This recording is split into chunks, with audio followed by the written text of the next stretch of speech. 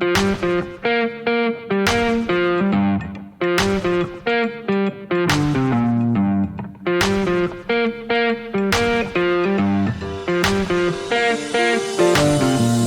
everyone, welcome to Let's Pod This. My name is Andy Moore, and I'm joined by my two co-hosts, Bailey Perkins. Hello, ma'am. How are you? Hello, Andy. I'm great. Great. Hey, Bailey and I are both wearing green shirts today. For listeners at home, you can imagine us in green t-shirts. And also Dr. Scott Melson. Hello, sir. What's up, man? Fresh from the coal mines, the front lines. Indeed. Yeah. I'm just I don't know if it's the front lines anymore, right? Because it's over. We beat the coronavirus. So Don't be saying that. That's a lie. Don't say that. So Don't make me make you drink Lysol or bleach or one of those things. So is it really the front lines anymore? I don't know. Just the light, the bright light. All right. So quick announcement as a reminder, as I said the last 2 weeks, mark your calendars for CivicsCon on May 29th. Registration will go live on May 1st. We're getting closer every day. We got logos, we got colors. It's starting to come together. I'm very excited. Just locked down a poet today for the lunch hour. That's exciting. A little civic poetry. All right. Well, that's the only announcement for this week. Now, last week, we spent the whole time talking about COVID-19 and the epidemic, which is obviously super important and pertinent to our everyday life. This week, we're going to take a little break from that because things are just getting worse. That's really all anyone needs to know. And it's getting worse at a slightly slower pace than it was before, perhaps. Some optimism in that. And so this week, we're going to kind of catch up on what's happening politically in Oklahoma for the last week or two. And there's been a lot. I mean, every week, as I was making our show notes for today, I was like, man, some of this stuff I could have sworn was 2 or 3 weeks ago, and yet it was only this week. It really is. It's crazy. It's crazy. Well, and listeners, as a reminder, we try to put in as much of this stuff, including the links, into show notes. And the easiest way to find that is if you go to our website, letsfixthisok.org, and then click on where it says podcast in the menu. It'll take you to our Captivate page, which Captivate is the host we use for our podcast. And you can view all the show notes on there, and it has everything. It has a lot of functionality with rich text formatting and all that. So the first thing is we're kind of go roughly in chronological order, I think. And so the first thing is that Governor Stitt has announced that State Question 802, which is Medicaid expansion, will be on the ballot on June 30th. Scott, is it safe to say we've been talking about doing a healthcare series for like a year, but in that year, we also had a pandemic? I'm just going to say our healthcare series is on hold indefinitely. Yeah, I mean, because the thing literally every time. So we actually recorded the first episode with Carly Putnam and had some technical snafus. But then every time we would sit down to do the rest of it, something would happen, right? Something would happen with Medicaid expansion. Something would happen with healthcare at the national level. Something would happen with a waiver problem. Like with the working group, literally every week there were so many developments. We were like, damn it, just hold on for a weekend, and then the coronavirus came and that kind of put a damper on everything. But, we got a lot of time between now and June, and now that coronavirus is over, maybe we have time to do the series. I'm going to keep saying coronavirus is over though, even though it's not. I mean, maybe I won't. I don't know. I'm in a very snarky, annoyed place in terms of public policy today. We're all shocked to hear that, Scott. I can't believe that's never happened. We have spoken pretty extensively about Medicaid expansion on this show before. I'm sure we can get someone from the campaign to join us between now and June 30th to talk about it. We've got 2 months. And so let's not spend too long on that because there's been some other more pressing things that have popped up. So the next thing requires a brief recap, right? So 2 weeks ago on Monday, April 6th, Governor Stitt canceled the Board of Equalization meeting because his digital transformation project was not funded. And we talked about that some. So on that day, that week, he signed 2 of the 3 bills that the legislature had passed that would help shore up the current fiscal year's budget. But without that third bill, there was still a $416 million budget hole in this year. So basically, it meant that state government was funded through the end of April, but May and June had no money, right? Or not enough money. And in response, the legislative leadership scoffed. They were like, yeah, okay, don't sign it. Even if you don't, it still becomes law. Joke's on you. So a week later, on Tuesday the 13th, so that was last week, House and Senate leaders actually sued the governor to try to force the Board of Equalization meeting, saying, you have to meet. Like, we've already passed the bill. It's already been de facto signed, or it's in effect, but it doesn't actually work unless this board meets to declare the revenue failure. So it has to happen. And that would allow OMES to move money from the rainy day fund into the general revenue fund so we can actually spend it on state services. And in response to that, the governor scoffed and was like, you can't make me have this meeting. Well, this week, rather quietly, the governor unceremoniously called the meeting of the Board of Equalization. They met via Zoom and declared the revenue failure. So that's all happened, which means the money's been moved. Everything's okay. We can fund government through the end of this fiscal year, which is the end of June.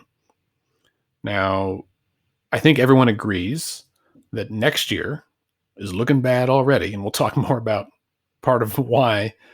But we can't declare that the revenue failure has happened for fiscal year 21 until we are in fiscal year 21 and we have some, tax receipts in 21. Gosh, I didn't even think about this, but things will be delayed anyway because the income tax, or will it look better? Because that would be money from It will this look better. year. Yeah, because money from this year is actually going to be paid in next year. Right. Yeah, look at that. Help a little bit. Yeah. Yeah, less terrible, which is maybe the theme of this episode. And during that meeting, Bailey, I know you, I think, watched part of it, or have a little more information. Tell us a little bit about some of the other nuances to that Board of Equalization meeting. Well, during the Board of Equalization, they talked about the budget picture, not just for the shortfall, as Andy mentioned, for the next couple of months, the last part of fiscal year 20, but also what the picture could look like for fiscal year 21, which starts July 1st. One of the critiques, I was on a video conferencing with an organization where Pro Tem Treat talked about what happened during that Board of Equalization meeting. He mentioned that many of the legislative leadership didn't get an advanced copy of the agenda for that meeting. And so there was an extra point on there that talked about calculations on what the budget picture is going to look like for fiscal year 21. The legislature was expecting about a $500 million or so budget shortfall for the next year because of what's happening with the COVID-19 pandemic, with oil and gas downturn. But the Board of Equalization reported at this meeting that they're projecting a $1.3 billion shortfall. And so on both sides of the House and the Senate, there isn't clarity to them on the data used to come up with that amount. And so they want to do more digging and find out more about the numbers of how the Board of Equalization came to the conclusion that there could be a $1.3 billion shortfall. And what that means in real terms is our state agencies could be facing massive cuts with a $1.3 billion shortfall. If they were to include education and like in healthcare agencies, which makes up probably a significant chunk of the budget, probably nearly half, then that would mean 9% cuts across the board. And so if you were to take education and healthcare agencies out of that, that means some agencies could be facing 20 to 25% cuts, which could be devastating for many of our smaller state agencies. And so the legislature wants to see more of a larger picture, to understand the data better. And as Andy mentioned, in July, that's when we'll really have the knowledge of how much the legislature will have to work with. But they still have to make a decision about the budget before May 30th. And so that's the other piece too is, do you make a budget based on the worst case scenario, or do you make a budget based on, and I'd say the worst case scenario would be that $1.3 billion number, or do you build a budget that takes a risk of not taking into account that 1.3 billion. So we'll see what happens in the next few weeks as the legislature meets. Well, and I think one thing that bears mentioning too about the meeting and kind of the presentation that the governor gave is that he's actually advocating for like across the board, like I think 1.2% cuts for this fiscal year, like for the remainder of this year, to try and not use as much money from the rainy day fund. And so one of the things that he was trying to illustrate was, in his view, again, using this $1.3 billion shortfall that the OMS is forecasting, that the legislature's like, excuse, please, where did you get that number? He's saying either cut a little bit now, cut a little bit next year, and then have to cut a little bit more in fiscal year 2022, or don't cut anything now, spend down the rainy day fund, and then you're looking at massive cuts like moving forward, right? Like, he's one of the reasons I think he put this out there, even though it's for the next 2 fiscal years, is he's trying to build support for the idea of necessary 1.2% cuts now, which he floated a couple weeks ago, and House and Senate leadership were like, hard pass. Right. Yeah. So I think that's an interesting point that, often I think one of our critiques, honestly my critiques, is that state government is perpetually reactive and not always proactive. And they don't always plan, even 5-10 years down the road, right? Governor Stitt has made several attempts at planning, including like increasing the size of the rainy day fund, trying to save more money, which in hindsight, I think a lot of folks have to eat crow and recognize that it has been helpful to us this year. And he's trying to say, like, looking, guys, like, even looking 2 years down the road, because there's some analysis, even at the federal level, that's saying we may not recover from this economic crisis for a couple of years. Like, employment numbers won't return to normal for 2 years. He's like, you gotta plan out. And so it might be less painful to take smaller cuts now and kind of ease into it, rather than wait until we have a big cut in 2 years. And yes, Scott, as you said, the legislature said, hard pass. We'll just wait and see what happens, right? Maybe the price of oil will come back up. Yeah, I mean, it's a really tough spot for them to be in, right? Like, because it's a tough spot for them to be in. It would be so much easier if like the state had a mechanism by which they could like increase the revenue that's brought into the treasury, but since they don't, I mean, they're kind of stuck here, right? Like, I knew you are snarky today. Yes, the state could raise taxes. However, as we all know, that takes a 3/4 majority to do it. And raising taxes in the middle of the largest economic downturn in 2 or 3 generations, possibly ever, is certainly not a politically possible venture. Not only is it not politically possible, economically, it would be a terrible, terrible thing to do, right? Like, economically, it would be a terrible idea to try and raise taxes right now.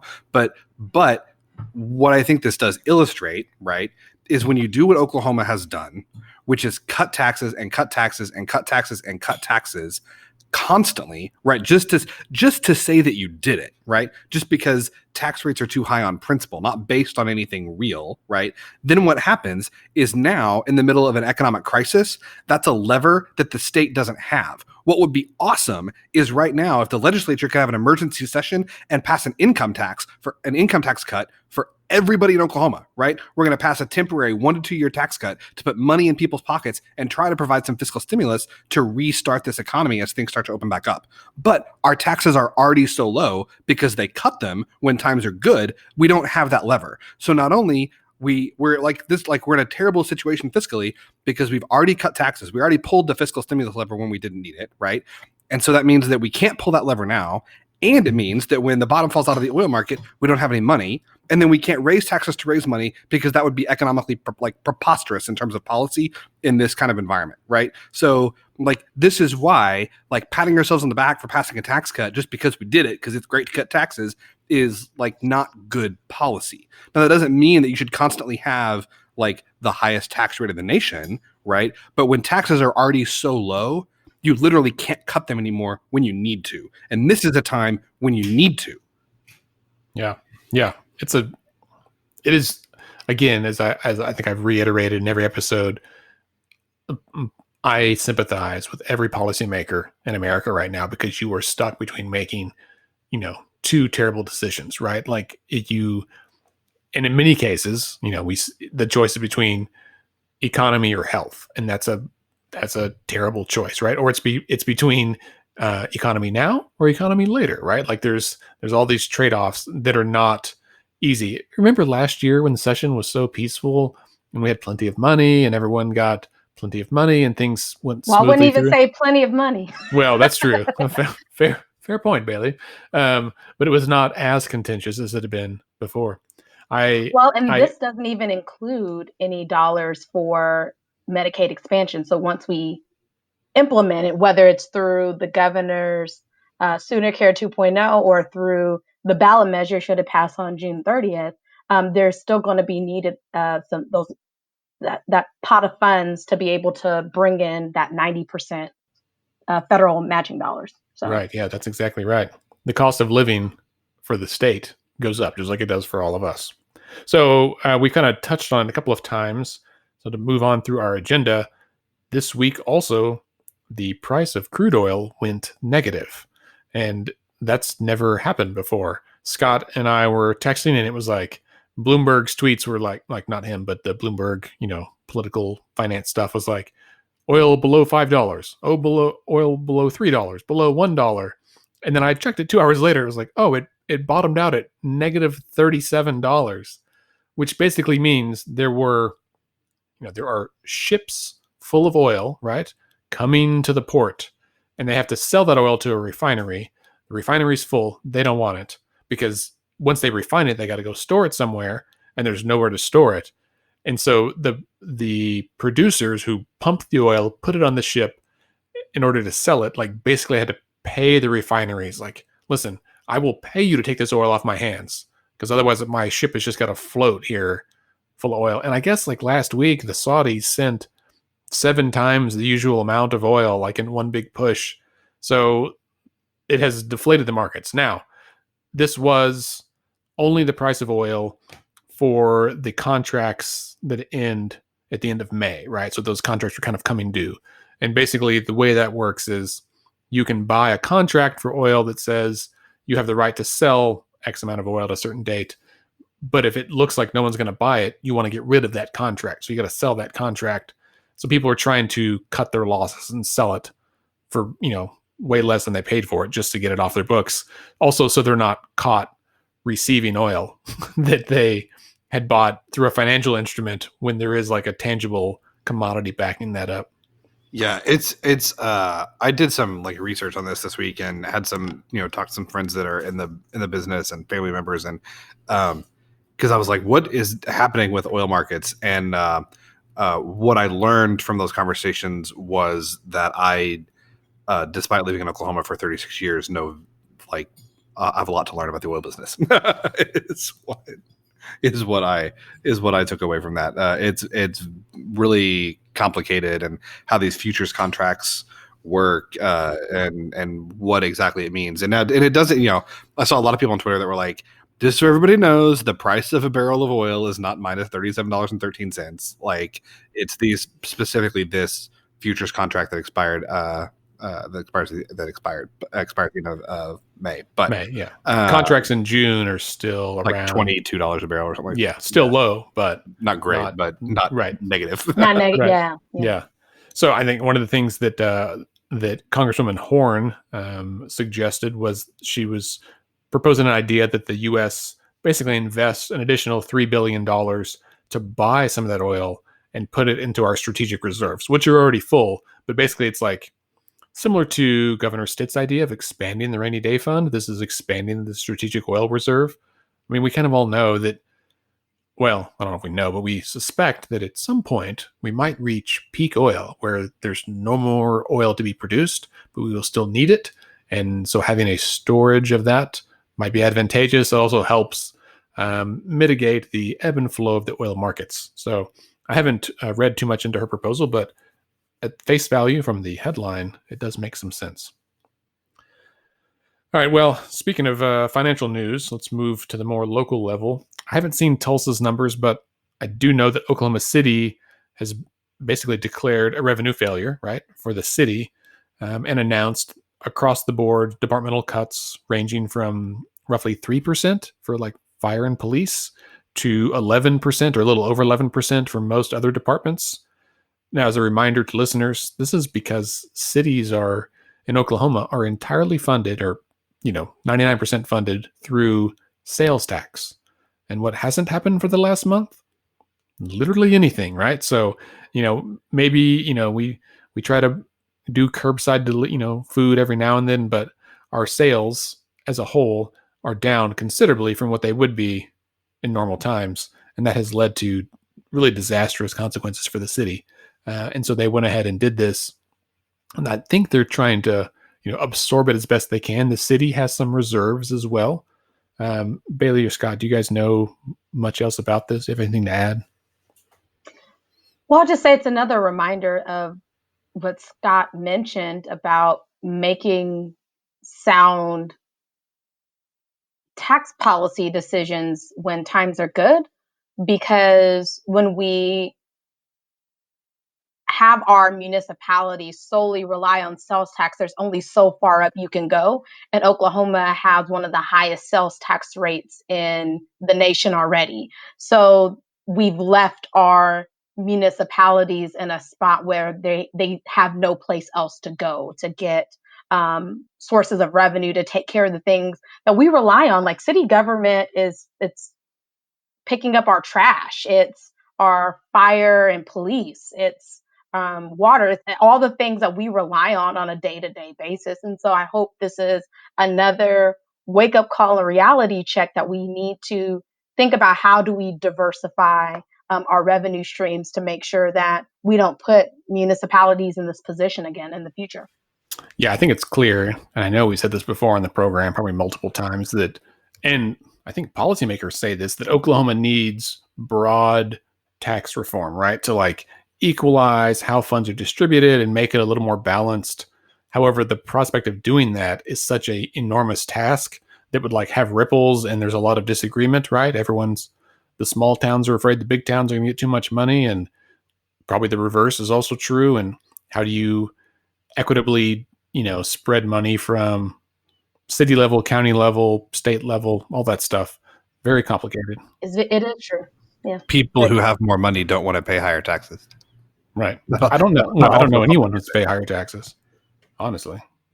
I mean, I think most people are willing to pay taxes at a rate, provided that they at a appropriate rate, provided they feel like they get an adequate return on that investment, right? But I don't know anyone that wants to pay $1 more than they absolutely have to.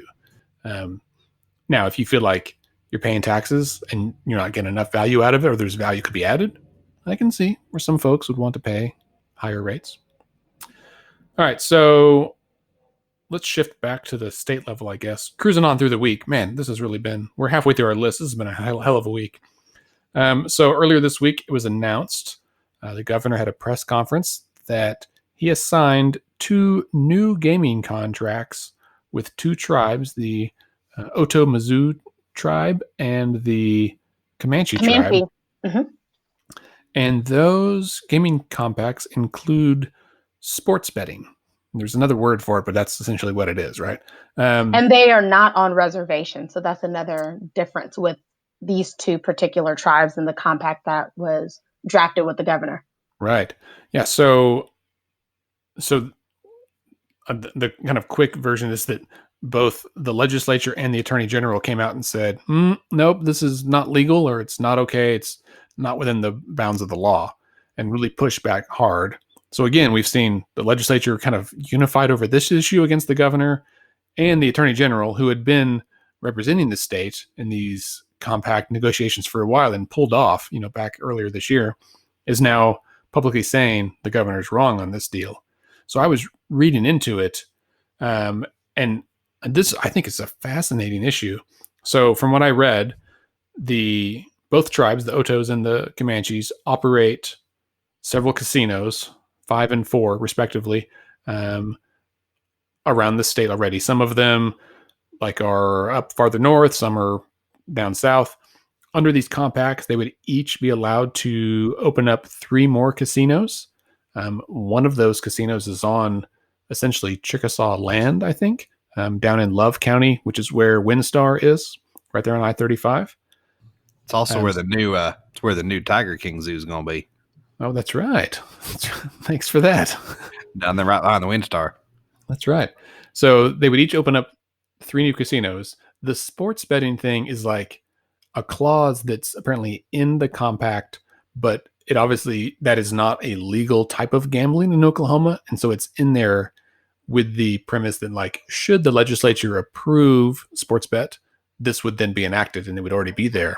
And I think it's important that both of these compacts are newly written compacts, not simply renewed old compacts, which has been what we've done for a while.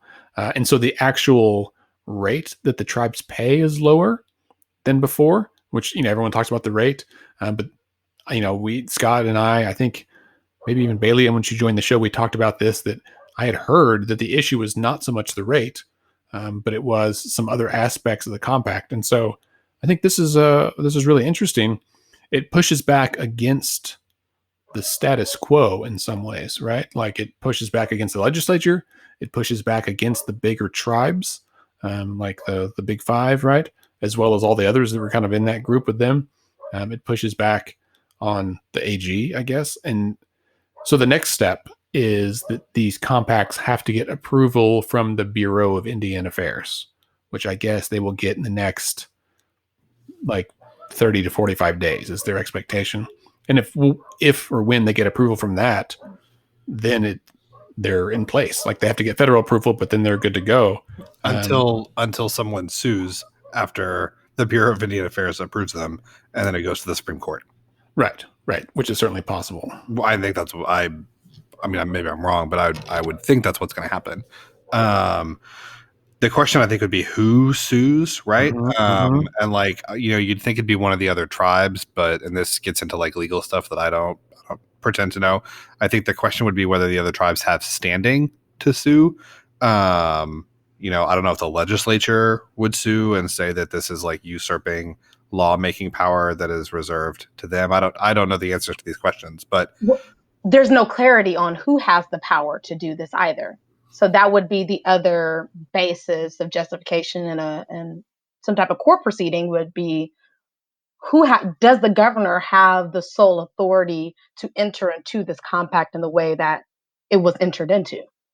Right. So my understanding on that, and again, none of us are attorneys here, but my understanding is that the governor has the authority to negotiate and enter in these compacts.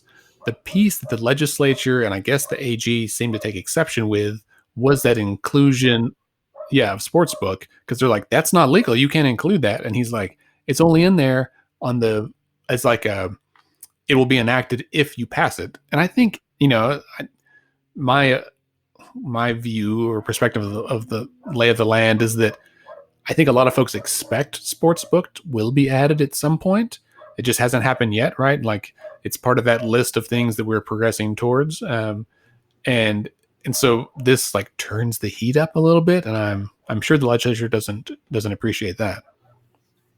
Yeah. I think it's going to be interesting to see, right?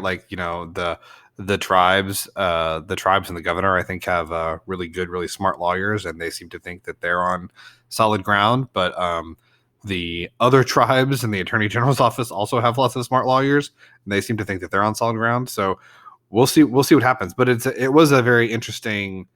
It was an interesting turn, especially because these two tribes are not they're not one of the kind of bigger tribes that's operating casinos that are doing revenue in the tens or hundreds of millions of dollars.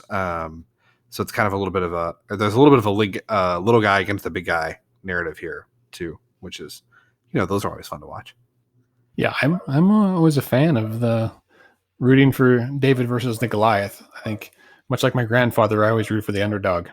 Speaking of dogs, I apologize, listeners, for my dog Walter in the background, who's, I don't even know where he is. I stood up to look out the windows and I can't see him. So it's probably a squirrel or the neighbor's puppy, dogs, man. On a lighthearted note, this week, the election board also heard all the challenges to candidacy. Did you watch any of that, you guys?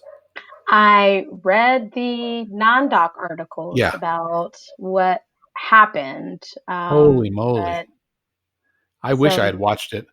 I didn't think I would hear about, is it the smell of cat urine Yep. Yeah. in a candidacy hearing? So yeah, so Representative McDougal, I think, right? So yes. who listeners may remember during the teacher walkout, he's the guy that did the Facebook Live video, like from the floor of the house, that was not well received. Wasn't that him? Yeah. So he had a challenge to his candidacy. His opponent said that McDougal doesn't live in the district. It's clear that McDougal has like 3 homes, like 3 apartments in different parts of the state. At the end of it, I'm not really sure exactly where he lives, but he had witnesses on his behalf. One of them was like a woman who actively dislikes him, and he like brought that up, like, "You hate me, don't you?" And she's like, I don't like you." But like, she was testifying that, like, "I don't like you because of this reason at this apartment," and he was like, "See, that's why I do live here." It was really very bizarre. And then another one, the election board approved, and the guy very clearly lives. It's on the Panhandle, and he definitely lives in Colorado. He said, like, he spends most nights in Colorado. All of his clothes are in Colorado and something else. And at the end of it, they were like, "Yeah, okay, he's fine to go." And even Pat McFerrin, kind of, local Politico and pollster, was like, if they support this guy, then the residency requirement is like, doesn't really matter. And then like 2 minutes later, he's like, okay, it doesn't matter. They must not matter because this guy clearly lives in Colorado, and yet they allowed him to stay. And so read the non-doc article, listeners. It is absolutely fascinating and it's like watching a really dramatic post on Nextdoor, I think, right? Like, this is. Can I also say, just as an aside, if you don't regularly read non-doc, you're doing it wrong, and you should. But these last few weeks, and this week in particular, they have been like, Trace and his crew there have been on fire.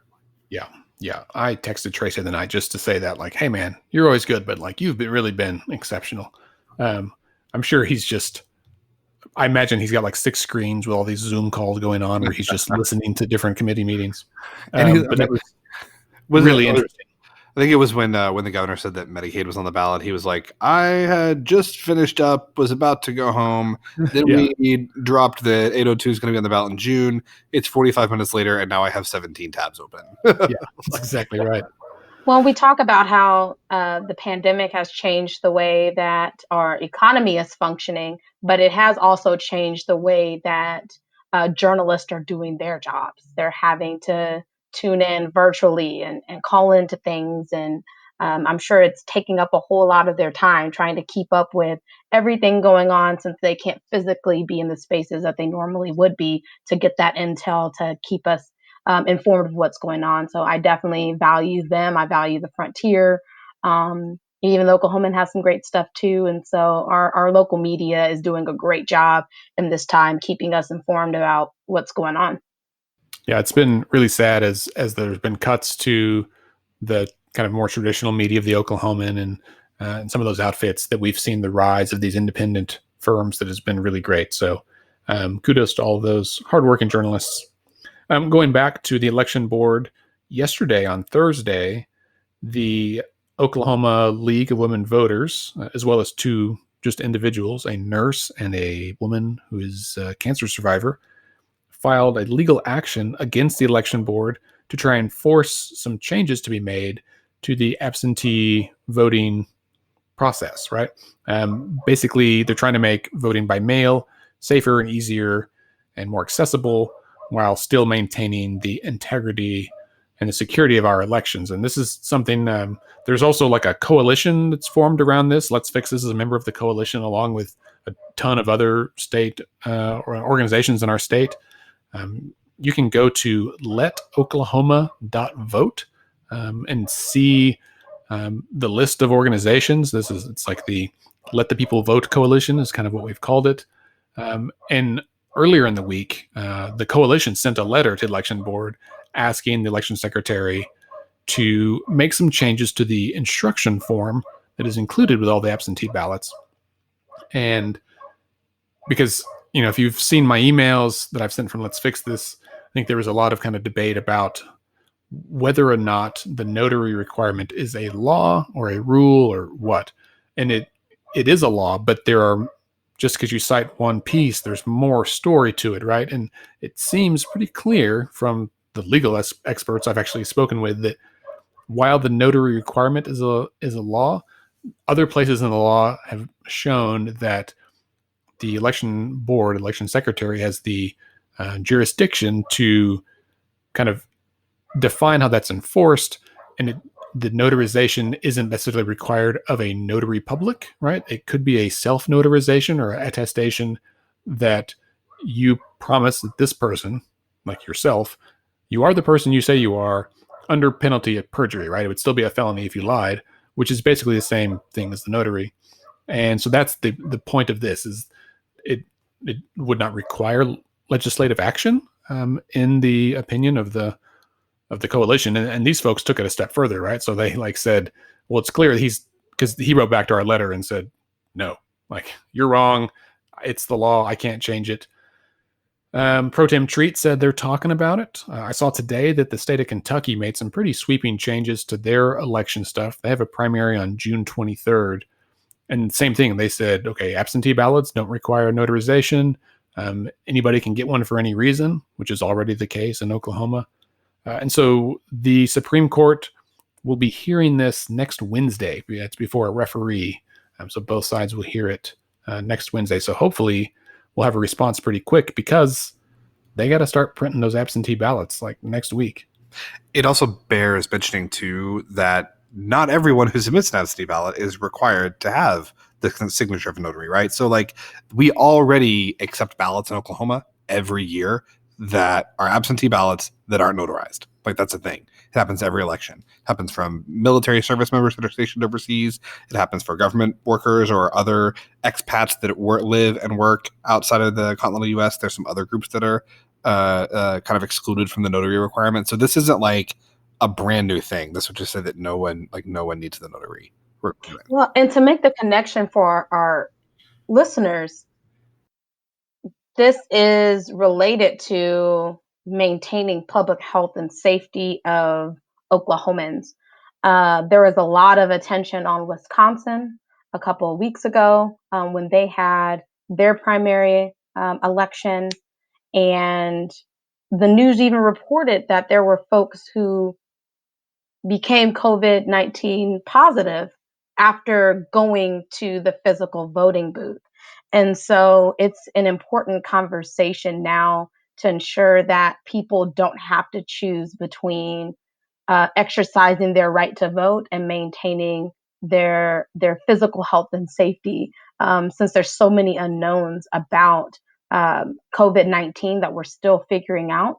And so putting these mechanisms in place ensures that people can still participate and have that peace of mind to not put themselves at risk, because there is a level of still having to interact with people and congregate in some ways of getting in a line and managing all of that. And so, and of course, the timeline that you mentioned, Andy, is key, that this decision has to be made quickly so that the election board can operate accordingly and people have enough time to receive their ballots and have more time to make that decision for who they want to vote for and be able to participate. So I do have a question about the lawsuit, if you know the answer. And you may not, because you're not a party to it, right? And neither is Let's Fix This. It's this League of Women Voters and whatnot. But so the contention is that yes, the notary requirement is in the law, but that the secretary has the power to waive that requirement, right? Not quite. That's a simple way to explain it, but he's not waiving the requirement. All he needs to do is change the instructions, right? So when you get an absentee ballot, there's the ballot itself, and there's a piece of paper with instructions for how to fill it out and who signs what. And on the truth is, like, on the legislature took away the actual notary requirement several years ago, like 18 years ago, but it has been in effect like as a de facto rule ever since then. But if the election board secretary would just change that instruction form to let folks know, like, you can have it notarized or you can self-notarize, like, and add a blurb maybe that says, like, under penalty of perjury, under whatever the code is, I attest that this is true and correct, that by just changing those instructions, he could effectively allow people to vote by mail without having to go get a notary. Sure.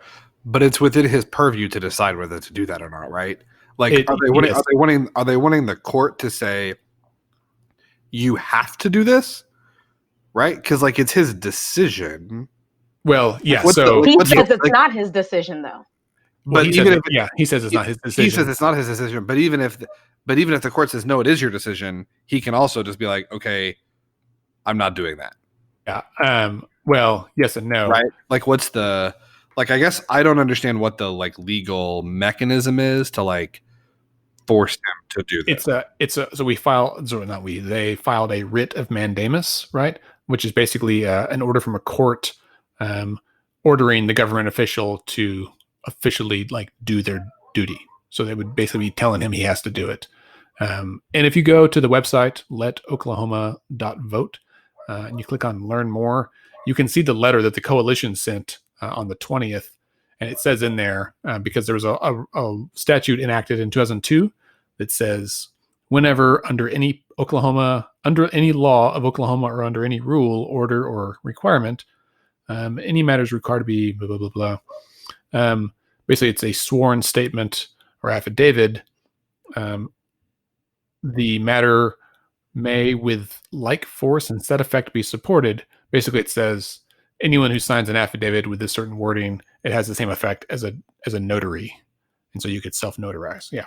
So the lawsuit is asking the court to force the election secretary to do this. He doesn't think he has the power, and I get it. So he's also like the secretary of the Senate, and I'm sure he knows, right, like, where his bread is buttered. He has to work with the legislature, and by all accounts, Paul Zirax runs really good elections, right? Like, he's a really good election secretary, and I think he's a cautious guy, which is what you want in an election secretary, right? Like, you want someone who's like, I will do whatever it is to the letter of the law and be very good at it. And I think this is the case where he doesn't want to step out of line.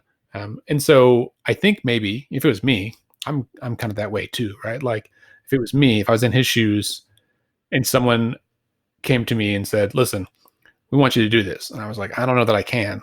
Like, okay, well, we're going to get the court to tell you can. Okay. Like, if the court tells me I can, fine, right? But I'm not going to do it on my own accord, because then it's putting me out there. Is he appointed? Like, is he an appointed official, or I don't know. Is he, like, hired by the legislature? I'm curious how you get that job. He used to work for the Senate. He was like press secretary for the Republican Party, I don't know, 15 years ago or something. 10 years ago. I don't know. So I know he's been around for a while. But I do believe it's an appointed position. Yeah, could be. He's been there for a while, though, hadn't he? Yeah. Yeah. Because, I believe that the election secretary can be changed, but there are some positions in government where people stay on across administrations. So sure, yeah. And as a testament to how well he does his work. Yeah, he stayed on, across a couple of governors. A couple of governors. Yeah. So. Mm-hmm. All right. Well, so stay tuned for more on that. We'll have more on that next week, undoubtedly. All right. Of course, as we kind of wrap up here, we've got about 5-10 minutes left. In COVID-related news, the University of Oklahoma Health Sciences Center has made a new, faster test. They said they can test 180,000 samples in the next 90 days, which is maybe not as many as we would like to see, but that's a hell of a lot more than we're doing right now. The governor announced his plan to reopen the state. Some of it happened today, and a bunch more happens next week. Obviously, not everyone's on board with that. And as of about an hour ago, shortly before we started recording, Mayor Holt had a press conference where he announced his plans to lift the shelter-in-place order beginning on May 1st. Some things like social distancing, no groups larger than 10, and other sanitary guidelines are still in place. I watched about half of Holt's remarks, and he was very measured and I don't know that he feels very 100% good about this. He's looked at the data, and it seems like based on White House indications and their guidelines, this is what he should do. But he acknowledged the data is not overwhelming, right? At best, we are. Hopefully, it's a decline. It may just be a plateau after a decline. And if the data ticks back up in the next week, he will not do this. And if it ticks back up after this, he will shut things back down again. And Mayor Holt even got choked up and got a little tearful as he said. He said this is the hardest speech he's had to give in this whole deal. And he has good comedic timing and I think presence, and he recognized that he didn't intend to run for mayor to be the one to shut down to close bars at 5:00 on St. Patrick's Day, which is what happened. And this whole deal has been very difficult. So they also announced a website. Do I need a COVID-19 test.com? Do I need a COVID-19 test.com that gives some guidelines? I kind of glanced at it. I suspect it is guidelines for who needs a test based on your symptoms, as opposed to the idea that everyone needs to be tested, because testing is still not as widely available, and it's a nationwide deal that we don't have the tests we need, particularly like antibody tests and all of that. So, Scott, I'm going to click it to you for our weekly update on the numbers. Yeah, I mean, the numbers right now, the thing that's hard about this, right, is that right now in Oklahoma, we're not in a bad spot, right? We're doing well in terms of hospital capacity. We're doing well in terms of ventilator capacity. We're doing well in terms of ICU capacity. And that's because of all the measures that we have in place to limit spread, right? But something that's really important to understand is that spread is not at zero, right? There is still community transmission. Every single day when the health department ups the numbers, there are new cases, right? There has not been a single day where there have been 0 new cases. Now, I think New Zealand is the only place in the world that's maybe going to completely halt transmission, but we still have community transmission at significant levels, right? And so if you still have significant community transmission, opening up the economy, starting to let people go back to the jobs and restaurants and hair salons, these things carries with it a risk of increasing community transmission, right? Now, if you have sufficient testing capacity, you can do that. But the more potential new hotspots there are, right? So today there's 105 new patients that are positive, or 120 something. It's right at 100. I haven't looked at Twitter in half an hour, so I don't remember exactly what it is. But right, so that's 100 new people, right? In addition to the however many hundreds of active cases that we already have, each one of those is potentially a vector that can give it to somebody else, right? So the more of those that you have, the more surveillance you need to detect new cases. Does that make sense? Right? You can get away with only running 2,000 tests a day when everybody is at home and not going to work and not going to restaurants and not doing those things. But when you still have active community transmission and people go kind of back out into the world, if you don't have the testing capacity, then you run the risk of missing new outbreaks, and you're going to miss them until they become big enough that they're self-evident. And then you're then you've got a problem. Right. And so that's what I think folks, public health officials, some folks that are in the healthcare space are worried about. No one no one wants this to go on, right? Like no one wants the economy to be shut down. Like no one wants all the restaurants to be closed. No one wants to not be able to see their family. Like literally no one wants this, right? But it's like a risk. Like how much risk is there of a significant spike in cases and kind of a new outbreak with a second peak if we do this too fast, right? And I don't know if we're doing it too fast or not, right? I don't know. Like this is I don't claim to like have like the crystal ball that says, oh, now is the right time. Right. But I think, we will find out, right? Like history will bear this out, because in 4 to 6 weeks, if cases tick back up, like, whoop, okay, it was too early, right? If they keep going down, then maybe we're doing okay. But that's a tough deal. You can't always know until you just do it. I think the fear, though, is that cases won't tick back up, that cases will spike, right? Like a tick up is not good, but like a tick up we can handle. And the problem, I think, is, at least as I'm thinking about this, is that I'm not sure we have enough testing capacity to detect a slight uptick, right? Like we have the testing capacity to detect a spike, right? But if you wait until there's a spike, you may be too late, right? I don't know that we have the testing capacity to detect an uptick. Like this new test that OU sounds like it's a good test, and it's certainly like significant improvement, but it's 180,000 tests over 90 days, right? So that's 180,000 tests over 90 days. That's 60,000 tests a month for 3 months. That's 60,000 tests a month is divided by 30. That's what, 2,000 tests a day.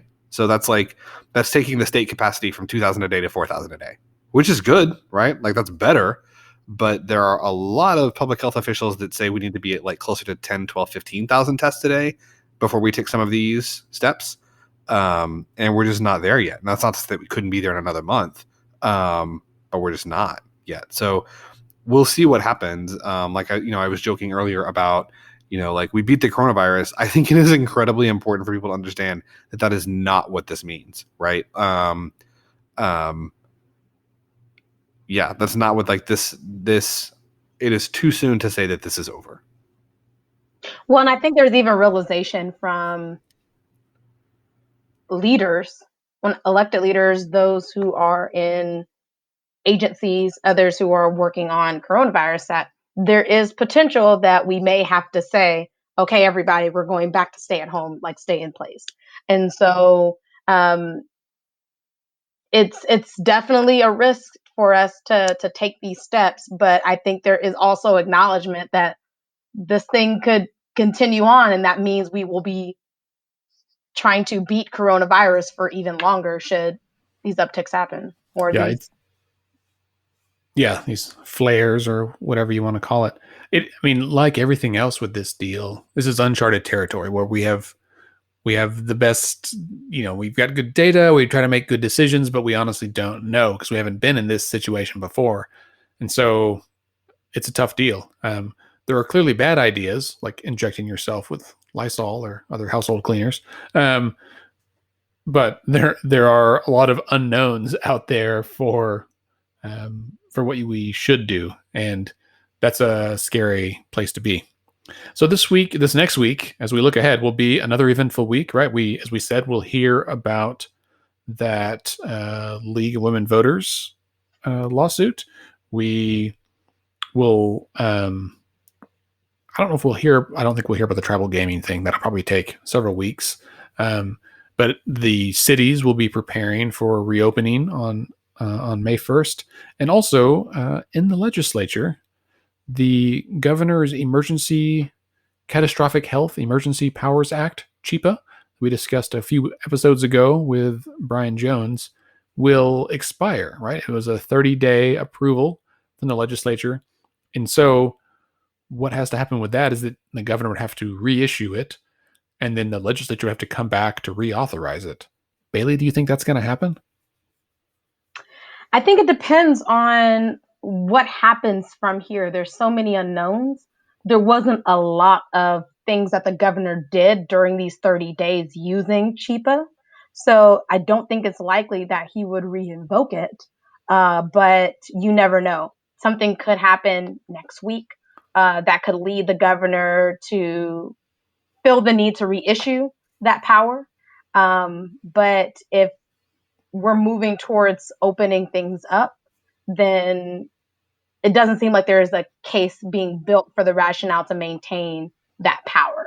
So, but again, things change moment to moment. So I guess we'll see what happens and see if the legislature deems him those powers for another 30 days. Yeah, I don't think he's gonna declare it and try to get a reauthorization, on April 30th. Whether he does it on May 30th is an open question. Right. Well, before June, you mean? I mean, depending on what our case count is on May 30th after we've opened the economy back up. So yeah, that's my thought, is that right now things are pretty smooth. As you said, it's not like he changed a bunch of laws or anything. Even, we talked about him being arguably the most powerful governor in history with this declaration. But he used it also to mobilize some of the National Guard and to do some things.